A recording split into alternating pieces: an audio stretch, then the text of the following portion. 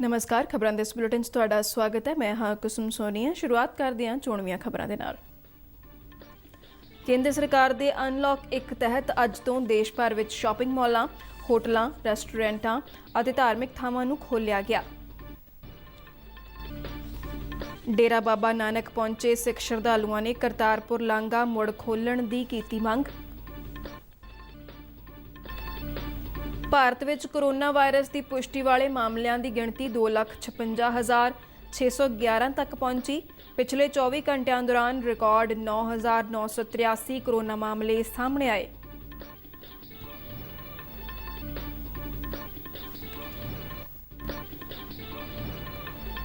ਦਿੱਲੀ ਸਰਕਾਰ ਵੱਲੋਂ ਬਿਨਾਂ ਲੱਛਣ ਵਾਲੇ ਵਿਅਕਤੀਆਂ ਦੇ ਟੈਸਟ ਨਾ ਕਰਾਉਣ ਵਿਰੁੱਧ ਹਾਈਕੋਰਟ ਵਿੱਚ ਪਟੀਸ਼ਨਾਂ ਦਾਇਰ।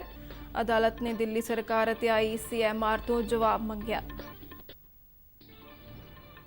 ਸਰਕਾਰ ਵੱਲੋਂ ਸਨਅਤਾਂ ਨੂੰ ਖੋਲ੍ਹੇ ਜਾਣ ਦੀ ਆਗਿਆ ਤੋਂ ਬਾਅਦ ਵੀ ਸਨਅਤਕਾਰਾਂ ਨੂੰ ਅਜੇ ਪ੍ਰਵਾਸੀ ਮਜ਼ਦੂਰਾਂ ਦੀ ਵਾਪਸੀ ਦੀ ਉਡੀਕ। ਪੰਜਾਬ ਦੇ ਸਨਅਤਕਾਰਾਂ ਨੇ ਸ਼੍ਰਮਿਕ ਐਕਸਪ੍ਰੈਸ ਰੇਲ ਗੱਡੀਆਂ ਰਾਹੀਂ ਮਜ਼ਦੂਰਾਂ ਨੂੰ ਉਹਨਾਂ ਦੇ ਗ੍ਰਹਿ ਸੂਬਿਆਂ ਵਿੱਚ ਭੇਜਣ ਦੀ ਤਰ੍ਹਾਂ ਵਾਪਸ ਲਿਆਉਣ ਦੇ ਇੰਤਜ਼ਾਮ ਕਰਨ ਦੀ ਕੀਤੀ ਅਪੀਲ। ਅਤੇ ਜੰਮੂ ਕਸ਼ਮੀਰ ਵਿੱਚ ਪਿਛਲੇ 24 ਘੰਟਿਆਂ ਦੌਰਾਨ ਹਿਜ਼ਬੁਲ ਮੁਜਾਹਿਦੀਨ ਦੇ 9 ਅੱਤਵਾਦੀ ਢੇਰ। ਤੇ ਹੁਣ ਖਬਰਾਂ ਵਿਸਥਾਰ ਨਾਲ। ਕੇਂਦਰ ਸਰਕਾਰ ਵੱਲੋਂ ਐਲਾਨੇ ਗਏ ਅਨਲੌਕ 1 ਤਹਿਤ ਅੱਜ ਤੋਂ ਦੇਸ਼ ਦੇ ਵੱਖ-ਵੱਖ ਸੂਬਿਆਂ ਵਿੱਚ ਸ਼ਾਪਿੰਗ ਮਾਲ, ਰੈਸਟੋਰੈਂਟ, ਹੋਟਲ, ਦਫ਼ਤਰ ਅਤੇ ਧਾਰਮਿਕ ਥਾਵਾਂ ਨੂੰ ਲੋਕਾਂ ਵਾਸਤੇ ਖੋਲ੍ਹ ਦਿੱਤਾ ਗਿਆ ਹੈ। ਕੋਵਿਡ-19 ਕਾਰਨ ਲੱਗੇ ਦੇਸ਼ ਵਿਆਪੀ ਲਾਕਡਾਊਨ ਕਰਕੇ ਇਹਨਾਂ ਨੂੰ ਬੰਦ ਕਰ ਦਿੱਤਾ ਗਿਆ ਸੀ। ਅੱਜ ਕੁਝ ਸ਼ਰਤਾਂ ਤੇ ਕੇਂਦਰ ਅਤੇ ਸੂਬਾ ਸਰਕਾਰ ਵੱਲੋਂ ਜਾਰੀ ਨਵੇਂ ਦਿਸ਼ਾ ਨਿਰਦੇਸ਼ਾਂ ਤਹਿਤ ਇਹਨਾਂ ਨੂੰ ਖੋਲ੍ਹਣ ਦੀ ਆਗਿਆ ਦਿੱਤੀ ਗਈ। ਦੇਸ਼ ਵਿੱਚ ਕੰਟੇਨਮੈਂਟ ਜ਼ੋਨਾਂ ਵਿੱਚ ਸ਼ਾਪਿੰਗ ਮਾਲਾਂ, ਰੈਸਟੋਰੈਂਟਾਂ, ਹੋਟਲਾਂ ਜਾਂ ਧਾਰਮਿਕ ਥਾਵਾਂ ਨੂੰ ਖੋਲ੍ਹਣ ਦੀ ਆਗਿਆ ਨਹੀਂ ਹੈ। ਕਈ ਸੂਬਿਆਂ ਵਿੱਚ ਵੱਡੇ ਧਾਰਮਿਕ ਸਥਾਨ ਨਹੀਂ ਖੋਲ੍ਹੇ ਗਏ। ਅਜਿਹਾ ਭਾਰੀ ਰਸ਼ ਅਤੇ ਸਮਾਜਿਕ ਦੂਰੀ ਸੰਬੰਧੀ ਚਿੰਤਾਵਾਂ ਦੇ ਮੱਦੇਨਜ਼ਰ ਕੀਤਾ ਗਿਆ। ਸਰਕਾਰ ਵੱਲੋਂ ਜਾਰੀ ਦਿਸ਼ਾ ਨਿਰਦੇਸ਼ਾਂ ਅਨੁਸਾਰ ਸ਼ਾਪਿੰਗ ਮਾਲਾਂ ਵਿੱਚ ਸਿਰਫ ਬਿਨਾਂ ਲੱਛਣਾਂ ਵਾਲੇ ਸਟਾਫ ਅਤੇ ਗ੍ਰਾਹਕਾਂ ਨੂੰ ਹੀ ਅੰਦਰ ਜਾਣ ਦੀ ਆਗਿਆ ਦਿੱਤੀ ਗਈ। ਇਹਨਾਂ ਸ਼ਾਪਿੰਗ ਮਾਲਾਂ ਵਿੱਚ ਬੱਚਿਆਂ ਦੀਆਂ ਖੇਡਣ ਦੀਆਂ ਥਾਵਾਂ, ਸਿਨੇਮਾ ਹਾਲਾਂ ਅਤੇ ਹੋਰ ਗੇਮਾਂ ਵਾਲੀਆਂ ਥਾਵਾਂ ਬੰਦ ਰੱਖਣ ਲਈ ਕਿਹਾ ਗਿਆ ਹੈ। ਸਰਕਾਰ ਵੱਲੋਂ ਸ਼ਾਪਿੰਗ ਮਾਲਾਂ ਦੇ ਪ੍ਰਬੰਧਕਾਂ ਨੂੰ ਮਾਲਾਂ ਵਿੱਚ ਸਮਾਜਿਕ ਦੂਰੀ ਦੇ ਨਿਯਮ ਨੂੰ ਲਾਗੂ ਕਰਨ ਨੂੰ ਯਕੀਨੀ ਬਣਾਉਣ ਲਈ ਲੋੜੀਂਦੀ ਤਾਦਾਦ ਵਿੱਚ ਅਮਲੇ ਨੂੰ ਲਗਾਉਣ ਲਈ ਆਖਿਆ ਗਿਆ ਸੀ। ਦਿਸ਼ਾ ਨਿਰਦੇਸ਼ਾਂ ਵਿੱਚ ਇਹ ਵੀ ਕਿਹਾ ਗਿਆ ਹੈ ਕਿ ਰੈਸਟੋਰੈਂਟ ਗ੍ਰਾਹਕਾਂ ਵੱਲੋਂ ਉੱਥੇ ਖਾਣਾ ਖਾਣ ਦੀ ਬਜਾਏ ਖਾਣਾ ਪੈਕ ਕਰਨ ਨੂੰ ਉਤਸ਼ਾਹਿਤ ਕਰਨਗੇ ਅਤੇ ਰੈਸਟੋਰੈਂਟ ਵਿੱਚ ਕੁੱਲ ਸਮਰੱਥਾ ਦੇ 50% ਤੋਂ ਵੱਧ ਸੀਟਾਂ ਨਹੀਂ ਭਰੀਆਂ ਜਾਣਗੀਆਂ। ਹੋਟਲਾਂ ਵਿੱਚ ਵੀ ਮਹਿਮਾਨਾਂ ਦੀ ਟਰੈਵਲ ਹਿਸਟਰੀ ਦੇ ਵੇਰਵੇ, ਉਹਨਾਂ ਦੀ ਸਿਹਤ ਸੰਬੰਧੀ ਸਥਿਤੀ ਅਤੇ ਪਛਾਣ ਪੱਤਰ ਤੋਂ ਇਲਾਵਾ ਸਵੈ ਘੋਸ਼ਣਾ ਵਾਲੇ ਫਾਰਮ ਵੀ ਰਿਸੈਪਸ਼ਨ ਤੇ ਹੀ ਭਰਨ ਦੇ ਹੁਕਮ ਜਾਰੀ ਕੀਤੇ ਗਏ ਸਨ। ਹੋਟਲ ਵਿੱਚ ਗ੍ਰਾਹਕ ਵੱਲੋਂ ਕਮਰਾ ਛੱਡ ਕੇ ਜਾਣ ਤੇ ਕਮਰੇ ਨੂੰ ਸੈਨੀਟਾਈਜ਼ ਕਰਨ ਦੀਆਂ ਹਦਾਇਤਾਂ ਦਿੱਤੀਆਂ ਗਈਆਂ ਨੇ। ਇਸ ਦੌਰਾਨ ਉੱਤਰ ਪ੍ਰਦੇਸ਼ ਅਤੇ ਹਰਿਆਣਾ ਨਾਲ ਲੱਗਦੀਆਂ ਦਿੱਲੀ ਦੀਆਂ ਸਰਹੱਦਾਂ ਅੱਜ ਖੋਲ੍ਹ ਦਿੱਤੀਆਂ ਗਈਆਂ। ਪਰ ਦਿੱਲੀ ਦੇ ਮੁੱਖ ਮੰਤਰੀ ਅਰਵਿੰਦ ਕੇਜਰੀਵਾਲ ਵੱਲੋਂ ਇਹ ਹੁਕਮ ਜਾਰੀ ਕੀਤੇ ਗਏ ਨੇ ਕਿ ਕੌਮੀ ਰਾਜਧਾਨੀ ਦਿੱਲੀ ਵਿੱਚ ਕੋਵਿਡ-19 ਦਾ ਸੰਕਟ ਰਹਿਣ ਤੱਕ ਦਿੱਲੀ ਦੇ ਸਰਕਾਰੀ ਹਸਪਤਾਲਾਂ ਵਿੱਚ ਸਿਰਫ ਦਿੱਲੀ ਦੇ ਵਸਨੀਕਾਂ ਦਾ ਹੀ ਇਲਾਜ ਕੀਤਾ ਜਾਵੇਗਾ। ਦਿੱਲੀ ਵਿੱਚ ਹੋਟਲਾਂ ਨੂੰ ਛੱਡ ਕੇ ਸ਼ਾਪਿੰਗ ਮਾਲ, ਰੈਸਟੋਰੈਂਟ ਅਤੇ ਧਾਰਮਿਕ ਸਥਾਨਾਂ ਨੂੰ ਅੱਜ ਤੋਂ ਖੋਲ੍ਹਣ ਦੀ ਆਗਿਆ ਦਿੱਤੀ ਗਈ ਹੈ।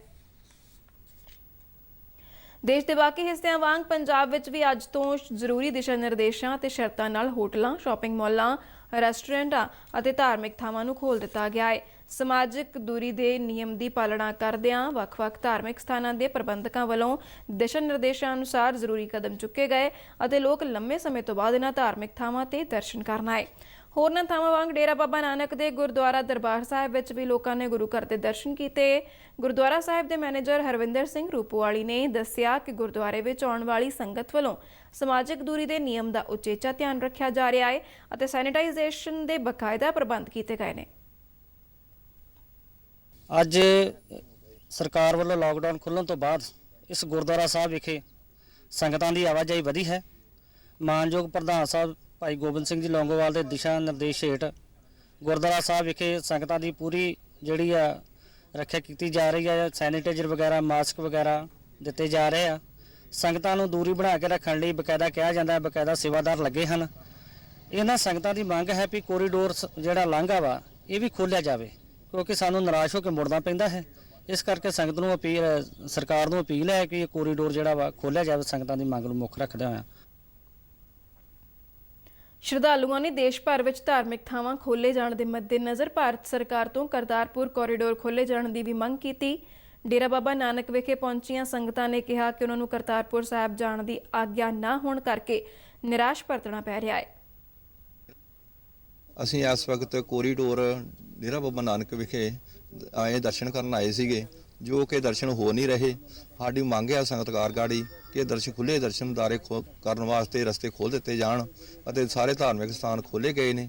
ਇਹ ਵੀ ਸਥਾਨ ਜਿਹੜਾ ਵਾ ਬਹੁਤ ਮਹਾਰਾਜ ਦਾ ਪਵਿੱਤਰ ਸਥਾਨ ਹੈ ਕਰਤਾਰਪੁਰ ਸਾਹਿਬ, ਤੇ ਸੰਗਤਾਂ ਦੀ ਮੰਗ ਹੈ ਕਿ ਦਰਸ਼ਨ ਕਰਨ ਵਾਸਤੇ ਖੁੱਲੇ ਦਰਸ਼ਨਦਾਰੇ ਕਰਨ ਵਾਸਤੇ ਇਹ ਵੀ ਦਰਬਾਰ ਜਿਹੜਾ ਵਾ ਖੋਲ੍ਹ ਦਿੱਤਾ ਜਾਵੇ, ਜੋ ਕਿ ਸੰਗਤਾਂ ਖੁੱਲੇ ਦਰਸ਼ਨਦਾਰੇ ਕਰ ਸਕਣ ਅਤੇ ਗੁਰੂ ਮਹਾਰਾਜ ਦੇ ਚਰਨਾਂ ਵਿੱਚ ਆਪਣਾ ਅਰਦਾਸ ਭੇਟਾ ਕਰ ਸਕਣ। ਵਾਹਿਗੁਰੂ ਜੀ ਕਾ ਖਾਲਸਾ, ਵਾਹਿਗੁਰੂ ਜੀ ਕੀ ਫਤਿਹ। ਭਾਰਤ ਵਿੱਚ ਕੋਰੋਨਾ ਦੀ ਪੁਸ਼ਟੀ ਵਾਲੇ ਕੇਸਾਂ ਵਿੱਚ ਲਗਾਤਾਰ ਵਾਧਾ ਹੋ ਰਿਹਾ ਹੈ। ਕੇਂਦਰੀ ਸਿਹਤ ਮੰਤਰਾਲਾ ਅਨੁਸਾਰ ਬੀਤੇ ਇੱਕ ਦਿਨ ਦੌਰਾਨ ਦੇਸ਼ ਵਿੱਚ ਰਿਕਾਰਡ 9,983 ਕੋਰੋਨਾ ਮਾਮਲਾ ਸਾਹਮਣੇ ਆਏ, ਜਿਸ ਨਾਲ ਦੇਸ਼ ਵਿੱਚ ਹੁਣ ਤੱਕ ਕੋਰੋਨਾ ਦੀ ਪੁਸ਼ਟੀ ਵਾਲੇ ਕੁੱਲ ਮਰੀਜ਼ਾਂ ਦੀ ਸੰਖਿਆ 2,56,611 ਤੱਕ ਪਹੁੰਚ ਗਈ ਹੈ ਅਤੇ ਇਸ ਬਿਮਾਰੀ ਕਾਰਨ ਦੇਸ਼ ਭਰ ਵਿੱਚ 7,200 ਲੋਕਾਂ ਦੀਆਂ ਜਾਨਾਂ ਜਾ ਚੁੱਕੀਆਂ ਨੇ। ਹੁਣ ਤੱਕ ਕੋਰੋਨਾ ਵਾਇਰਸ ਦੀ ਪੁਸ਼ਟੀ ਵਾਲੇ 1,24,429 ਮਰੀਜ਼ ਸਿਹਤਯਾਬ ਹੋ ਕੇ ਆਪਣੇ ਘਰੀਂ ਪਰਤੇ ਨੇ। ਭਾਰਤ ਵਿੱਚ ਮਹਾਰਾਸ਼ਟਰ ਸੂਬਾ ਕੋਰੋਨਾ ਵਾਇਰਸ ਨਾਲ ਸਭ ਤੋਂ ਵੱਧ ਪ੍ਰਭਾਵਿਤ ਹੈ। ਸਿਰਫ ਮਹਾਰਾਸ਼ਟਰ ਵਿੱਚ ਹੀ ਹੁਣ ਤੱਕ ਕੋਈ 86,000 ਕੋਰੋਨਾ ਵਾਇਰਸ ਦੀ ਪੁਸ਼ਟੀ ਵਾਲੇ ਮਰੀਜ਼ ਪਾਏ ਗਏ, ਜਿਨ੍ਹਾਂ ਵਿੱਚੋਂ 3,060 ਮਰੀਜ਼ਾਂ ਦੀ ਮੌਤ ਹੋ ਚੁੱਕੀ ਹੈ। ਤਮਿਲਨਾਡੂ ਵਿੱਚ ਵੀ 31,667 ਲੋਕਾਂ ਵਿੱਚ ਕੋਰੋਨਾ ਵਾਇਰਸ ਦੀ ਪੁਸ਼ਟੀ ਹੋਈ। ਸੂਬੇ ਵਿੱਚ ਇਸ ਬਿਮਾਰੀ ਕਾਰਨ 272 ਮੌਤਾਂ ਹੋਈਆਂ। ਦਿੱਲੀ ਵਿੱਚ ਵੀ ਕੋਵਿਡ-19 ਕਾਰਨ 812 ਮੌਤਾਂ ਹੋ ਚੁੱਕੀਆਂ ਨੇ, ਜਦਕਿ ਕੁੱਲ 28,936 ਵਿਅਕਤੀਆਂ ਵਿੱਚ ਕੋਰੋਨਾ ਵਾਇਰਸ ਦੀ ਪੁਸ਼ਟੀ ਹੋਈ ਹੈ। ਗੁਜਰਾਤ ਵਿੱਚ ਕੋਰੋਨਾ ਵਾਇਰਸ ਦੀ ਪੁਸ਼ਟੀ ਵਾਲੇ ਮਰੀਜ਼ਾਂ ਦੀ ਗਿਣਤੀ 20,000 ਤੋਂ ਟੱਪ ਗਈ ਹੈ ਤੇ ਸੂਬੇ ਵਿੱਚ ਹੁਣ ਤੱਕ 1,249 ਵਿਅਕਤੀਆਂ ਦੀ ਕੋਰੋਨਾ ਵਾਇਰਸ ਕਾਰਨ ਮੌਤ ਹੋਈ। ਇਹਨਾਂ ਤੋਂ ਇਲਾਵਾ ਰਾਜਸਥਾਨ, ਉੱਤਰ ਪ੍ਰਦੇਸ਼, ਮੱਧ ਪ੍ਰਦੇਸ਼ ਅਤੇ ਪੱਛਮ ਬੰਗਾਲ ਸੂਬੇ ਵੀ ਕੋਰੋਨਾ ਵਾਇਰਸ ਨਾਲ ਜ਼ਿਆਦਾ ਪ੍ਰਭਾਵਿਤ ਨੇ। ਇਧਰ ਪੰਜਾਬ ਵਿੱਚ ਵੀ ਕੋਰੋਨਾ ਵਾਇਰਸ ਦੀ ਪੁਸ਼ਟੀ ਵਾਲੇ ਮਰੀਜ਼ਾਂ ਦੀ ਗਿਣਤੀ ਵਿੱਚ ਲਗਾਤਾਰ ਵਾਧਾ ਦਰਜ ਕੀਤਾ ਜਾ ਰਿਹਾ ਹੈ। ਹੁਣ ਤੱਕ 2,663 ਮਰੀਜ਼ਾਂ ਵਿੱਚ ਕੋਰੋਨਾ ਵਾਇਰਸ ਦੀ ਪੁਸ਼ਟੀ ਹੋਈ। ਅੰਮ੍ਰਿਤਸਰ ਵਿੱਚ ਹੁਣ ਤੱਕ ਕੋਰੋਨਾ ਵਾਇਰਸ ਦੀ ਪੁਸ਼ਟੀ ਵਾਲੇ ਮਰੀਜ਼ਾਂ ਦੀ ਗਿਣਤੀ 483 ਤੱਕ ਪਹੁੰਚ ਗਈ ਹੈ, ਜੋ ਪੰਜਾਬ ਵਿੱਚ ਸਭ ਤੋਂ ਜ਼ਿਆਦਾ ਹੈ। ਇਸ ਦੌਰਾਨ ਅੱਜ ਅੰਮ੍ਰਿਤਸਰ ਵਿੱਚ 6 ਮਹੀਨੇ ਦੇ ਇੱਕ ਬੱਚੇ ਸਮੇਤ 3 ਵਿਅਕਤੀਆਂ ਦੀ ਮੌਤ ਹੋ ਗਈ। ਜ਼ਿਲ੍ਹੇ ਵਿੱਚ ਕੋਰੋਨਾ ਨਾਲ ਮਰਨ ਵਾਲਿਆਂ ਦੀ ਗਿਣਤੀ 11 ਹੋ ਗਈ ਹੈ। ਪੰਜਾਬ ਵਿੱਚ ਹੁਣ ਤੱਕ ਕੋਰੋਨਾ ਨਾਲ ਕੁੱਲ 54 ਵਿਅਕਤੀਆਂ ਦੀ ਮੌਤ ਹੋ ਚੁੱਕੀ ਹੈ। ਅੰਮ੍ਰਿਤਸਰ ਵਿੱਚ ਅੱਜ 12 ਤੇ ਜਲੰਧਰ ਵਿੱਚ 14 ਨਵੇਂ ਕੇਸ ਸਾਹਮਣੇ ਆਏ ਨੇ। ਦਿੱਲੀ ਹਾਈ ਕੋਰਟ ਨੇ ਕੋਵਿਡ-19 ਦੇ ਟੈਸਟਾਂ ਸੰਬੰਧੀ 2 ਪਟੀਸ਼ਨਾਂ ਤੇ ਦਿੱਲੀ ਸਰਕਾਰ ਅਤੇ ਭਾਰਤੀ ਮੈਡੀਕਲ ਖੋਜ ਕੌਂਸਲ ਨੂੰ ਜਵਾਬ ਦੇਣ ਲਈ ਆਖਿਆ ਹੈ। ਇਹਨਾਂ 2 ਵੱਖ-ਵੱਖ ਪਟੀਸ਼ਨਾਂ ਵਿੱਚ ਪਟੀਸ਼ਨਕਰਤਾਵਾਂ ਨੇ ਦਿੱਲੀ ਸਰਕਾਰ ਵੱਲੋਂ 2 ਜੂਨ ਨੂੰ ਕੋਵਿਡ-19 ਦੀ ਟੈਸਟਿੰਗ ਸੰਬੰਧੀ ਨਵੀਂ ਰਣਨੀਤੀ ਨੂੰ ਚੁਣੌਤੀ ਦਿੱਤੀ ਸੀ, ਜਿਸ ਤਹਿਤ ਉਹਨਾਂ ਲੋਕਾਂ ਦੇ ਕੋਰੋਨਾ ਟੈਸਟ ਨਾ ਕਰਨ ਦਾ ਫੈਸਲਾ ਕੀਤਾ ਗਿਆ ਸੀ ਜਿਨ੍ਹਾਂ ਵਿੱਚ ਕੋਰੋਨਾ ਦੇ ਲੱਛਣ ਨਹੀਂ ਹਨ। ਹਾਈ ਕੋਰਟ ਦੇ ਚੀਫ ਜਸਟਿਸ ਡੀ.ਐਨ. ਪਟੇਲ ਅਤੇ ਜਸਟਿਸ ਪ੍ਰਤੀਕ ਜਲਾਨ ਤੇ ਆਧਾਰਿਤ ਬੈਂਚ ਨੇ ਡਾਕਟਰ ਕੇ ਅਗਰਵਾਲ ਅਤੇ ਰੇਣੂ ਗੋਸਵਾਮੀ ਵੱਲੋਂ ਦਾਇਰ ਵੱਖ-ਵੱਖ ਪਟੀਸ਼ਨਾਂ ਦੇ ਦਿੱਲੀ ਸਰਕਾਰ ਅਤੇ ICMR ਨੂੰ ਨੋਟਿਸ ਜਾਰੀ ਕੀਤੇ। ਪਟੀਸ਼ਨਕਰਤਾ ਕੇ ਅਗਰਵਾਲ ਦਾ ਕਹਿਣਾ ਸੀ ਕਿ ਟੈਸਟ ਕਰਾਉਣਾ ਹਰ ਇੱਕ ਨਾਗਰਿਕ ਦਾ ਮੌਲਿਕ ਅਧਿਕਾਰ ਹੈ ਅਤੇ ਦਿੱਲੀ ਸਰਕਾਰ ਦੇ ਸਿਹਤ ਵਿਭਾਗ ਵੱਲੋਂ 2 ਜੂਨ ਨੂੰ ਜਾਰੀ ਕੀਤੇ ਗਏ ਕੋਵਿਡ-19 ਟੈਸਟਾਂ ਦੀ ਰਣਨੀਤੀ ਬਾਰੇ ਹੁਕਮ ਰੱਦ ਕੀਤੇ ਜਾਣੇ ਚਾਹੀਦੇ ਨੇ। ਉਹਨਾਂ ਆਪਣੀ ਪਟੀਸ਼ਨ ਵਿੱਚ ਕਿਹਾ ਕਿ ਚਾਹੇ ਕਿਸੇ ਮਰੀਜ਼ ਵਿੱਚ ਕੋਵਿਡ ਦੇ ਲੱਛਣ ਹੋਣ ਜਾਂ ਨਾ ਹੋਣ, ਉਹਨਾਂ ਦੇ ਟੈਸਟ ਹੋਣੇ ਚਾਹੀਦੇ ਨੇ। ਦੂਜੀ ਪਟੀਸ਼ਨਕਰਤਾ ਰੇਣੂ ਗੋਸਵਾਮੀ ਨੇ ਵੀ ਦਿੱਲੀ ਸਰਕਾਰ ਦੇ 2 ਜੂਨ ਨੂੰ ਜਾਰੀ ਕੀਤੇ ਗਏ ਹੁਕਮਾਂ ਦੀ ਕਾਨੂੰਨੀ ਵੈਧਤਾ ਨੂੰ ਚੁਣੌਤੀ ਦਿੱਤੀ ਸੀ। ਉਹਨਾਂ ਆਪਣੀ ਪਟੀਸ਼ਨ ਵਿੱਚ ਕਿਹਾ ਕਿ ਦਿੱਲੀ ਸਰਕਾਰ ਨੇ ਕੋਵਿਡ-19 ਦੀ ਪੁਸ਼ਟੀ ਵਾਲੇ ਮਰੀਜ਼ਾਂ ਦੇ ਸਿੱਧੇ ਸੰਪਰਕ ਵਾਲੇ ਬਿਨਾਂ ਲੱਛਣਾਂ ਦੇ ਵਿਅਕਤੀਆਂ ਨੂੰ ਟੈਸਟ ਕਰਾਉਣ ਤੋਂ ਬਾਹਰ ਰੱਖਿਆ ਹੈ, ਜੋ 18 ਮਈ ਨੂੰ ICMR ਵੱਲੋਂ ਜਾਰੀ ਕੀਤੇ ਗਏ ਟੈਸਟਾਂ ਸੰਬੰਧੀ ਦਿਸ਼ਾ ਨਿਰਦੇਸ਼ਾਂ ਦੀ ਸਿੱਧੀ ਉਲੰਘਣਾ ਹੈ। ਪਟੀਸ਼ਨ ਵਿੱਚ ਇਹ ਵੀ ਕਿਹਾ ਗਿਆ ਕਿ ਦਿੱਲੀ ਸਰਕਾਰ ਨੇ ਮਨਜ਼ੂਰਸ਼ੁਦਾ ਪ੍ਰਾਈਵੇਟ ਲੈਬੋਰਟਰੀਆਂ ਨੂੰ ਬਿਨਾਂ ਲੱਛਣਾਂ ਵਾਲੇ ਵਿਅਕਤੀਆਂ ਦੇ ਕੋਰੋਨਾ ਟੈਸਟ ਕਰਨ ਤੇ ਕਾਰਨ ਦੱਸੋ ਨੋਟਿਸ ਵੀ ਜਾਰੀ ਕੀਤੇ, ਜਿਨ੍ਹਾਂ ਵਿੱਚ ਕਿਹਾ ਗਿਆ ਹੈ ਕਿ ਇਹਨਾਂ ਲੈਬੋਰਟਰੀਆਂ ਨੇ ICMR ਟੈਸਟਿੰਗ ਦਿਸ਼ਾ ਨਿਰਦੇਸ਼ਾਂ ਦੀ ਕਥਿਤ ਤੌਰ ਤੇ ਉਲੰਘਣਾ ਕੀਤੀ ਹੈ। ਦਿੱਲੀ ਸਰਕਾਰ ਨੇ 8 ਪ੍ਰਾਈਵੇਟ ਲੈਬੋਰਟਰੀਆਂ ਵਿਰੁੱਧ ਕਾਰਵਾਈ ਕਰਦਿਆਂ ਕੋਰੋਨਾ ਟੈਸਟ ਬੰਦ ਕਰਨ ਦੇ ਹੁਕਮ ਜਾਰੀ ਕੀਤੇ। ਪਟੀਸ਼ਨਕਰਤਾ ਨੇ ਦਿੱਲੀ ਸਰਕਾਰ ਦੇ ਕੋਰੋਨਾ ਦੇ ਲੱਛਣਾਂ ਵਾਲੇ ਮਰੀਜ਼ਾਂ ਅਤੇ ਵਧੇਰੇ ਜ਼ੋਖਿਮ ਵਾਲੇ ਕੇਸਾਂ ਤੱਕ ਕੋਵਿਡ ਟੈਸਟਾਂ ਨੂੰ ਸੀਮਿਤ ਕਰਨ ਅਤੇ ਸੂਬੇ ਦੀ ਟੈਸਟਿੰਗ ਸਮਰੱਥਾ ਨੂੰ ਘਟਾਏ ਜਾਣ ਨੂੰ ਸੰਵਿਧਾਨ ਦੀ ਧਾਰਾ 21 ਦੀ ਉਲੰਘਣਾ ਦੱਸਿਆ ਹੈ। ਪੈਟਰੋਲ ਤੇ ਡੀਜ਼ਲ ਦੀਆਂ ਕੀਮਤਾਂ ਵਿੱਚ ਅੱਜ ਲਗਾਤਾਰ ਦੂਜੇ ਦਿਨ ਵਾਧਾ ਕੀਤਾ ਗਿਆ ਹੈ। ਅੱਜ ਪੈਟਰੋਲ ਤੇ ਡੀਜ਼ਲ ਦੀਆਂ ਕੀਮਤਾਂ 60 ਪੈਸੇ ਫੀ ਲੀਟਰ ਦੇ ਹਿਸਾਬ ਨਾਲ ਵਧਾਈਆਂ ਗਈਆਂ। ਸਰਕਾਰੀ ਤੇਲ ਕੰਪਨੀਆਂ ਨੇ ਤਕਰੀਬਨ 3 ਮਹੀਨਿਆਂ ਬਾਅਦ ਮੁੜ ਤੋਂ ਰੋਜ਼ਾਨਾ ਦੇ ਆਧਾਰ ਤੇ ਕੀਮਤਾਂ ਵਿੱਚ ਸੋਧ ਦਾ ਕੰਮ ਸ਼ੁਰੂ ਕਰ ਦਿੱਤਾ ਹੈ। ਪਿਛਲੇ 2 ਦਿਨਾਂ ਦੌਰਾਨ ਪੈਟਰੋਲ ਤੇ ਡੀਜ਼ਲ ਦੀਆਂ ਕੀਮਤਾਂ ਵਿੱਚ ਅੱਜ ਲਗਾਤਾਰ ਦੂਜੇ ਦਿਨ ਵਾਧਾ ਕੀਤਾ ਗਿਆ। ਇਸ ਤੋਂ ਪਹਿਲਾਂ ਕੱਲ ਪੈਟਰੋਲ ਤੇ ਡੀਜ਼ਲ ਦੀਆਂ ਕੀਮਤਾਂ 60 ਪੈਸੇ ਫੀ ਲੀਟਰ ਦੇ ਹਿਸਾਬ ਨਾਲ ਵਧਾਈਆਂ ਗਈਆਂ ਸਨ। ਜਨਤਕ ਖੇਤਰ ਦੀਆਂ ਤੇਲ ਕੰਪਨੀਆਂ Indian oil corporation, Bharat petrol ਅਤੇ ਹਿੰਦੁਸਤਾਨ ਪੈਟਰੋਲੀਅਮ ਨੇ ਇਸੇ ਵਰੇ 14 ਮਾਰਚ ਨੂੰ ਤੇਲ ਦੀਆਂ ਕੀਮਤਾਂ ਵਿੱਚ ਰੋਜ਼ਾਨਾ ਦੇ ਆਧਾਰ ਤੇ ਵਾਧਾ ਕਰਨ ਦਾ ਕੰਮ ਉਸ ਵੇਲੇ ਰੋਕ ਲਿਆ ਸੀ ਜਦੋਂ ਸਰਕਾਰ ਨੇ ਪੈਟਰੋਲ ਤੇ ਡੀਜ਼ਲ ਤੇ 3 ਰੁਪਏ ਫੀ ਲੀਟਰ ਦੇ ਹਿਸਾਬ ਨਾਲ ਐਕਸਾਈਜ਼ ਡਿਊਟੀ ਵਧਾ ਦਿੱਤੀ ਸੀ। ਤੇਲ ਕੰਪਨੀਆਂ ਨੇ ਉਸ ਵੇਲੇ ਸਰਕਾਰ ਵੱਲੋਂ ਵਧਾਈ ਗਈ ਐਕਸਾਈਜ਼ ਡਿਊਟੀ ਦਾ ਬੋਝ ਖਪਤਕਾਰਾਂ ਤੇ ਨਹੀਂ ਪਾਇਆ ਸੀ ਅਤੇ ਇਸ ਦੀ ਬਜਾਏ ਤੇਲ ਦੀਆਂ ਕੀਮਤਾਂ ਵਿੱਚ ਆਈ ਗਿਰਾਵਟ ਵਿੱਚ ਸ਼ਾਮਲ ਕਰ ਲਿਆ ਸੀ। ਕੇਂਦਰ ਸਰਕਾਰ ਵੱਲੋਂ ਅਨਲੌਕ 1 ਤਹਿਤ ਸਨਅਤਾਂ ਨੂੰ ਚਲਾਏ ਜਾਣ ਦੀ ਛੋਟ ਦਿੱਤੇ ਜਾਣ ਤੇ ਸਨਅਤਕਾਰ ਰਾਹਤ ਤਾਂ ਮਹਿਸੂਸ ਕਰ ਰਹੇ ਨੇ, ਪਰ ਲਾਕਡਾਊਨ ਦੌਰਾਨ ਵੱਡੀ ਗਿਣਤੀ ਵਿੱਚ ਪ੍ਰਵਾਸੀ ਮਜ਼ਦੂਰਾਂ ਦੇ ਆਪਣੇ ਗ੍ਰਹਿ ਸੂਬਿਆਂ ਨੂੰ ਵਾਪਸ ਜਾਣ ਕਰਕੇ ਸਨਅਤਾਂ ਨੂੰ ਮੁਕੰਮਲ ਤੌਰ ਤੇ ਚਲਾਉਣ ਵਿੱਚ ਦਿੱਕਤਾਂ ਪੇਸ਼ ਆ ਰਹੀਆਂ ਨੇ।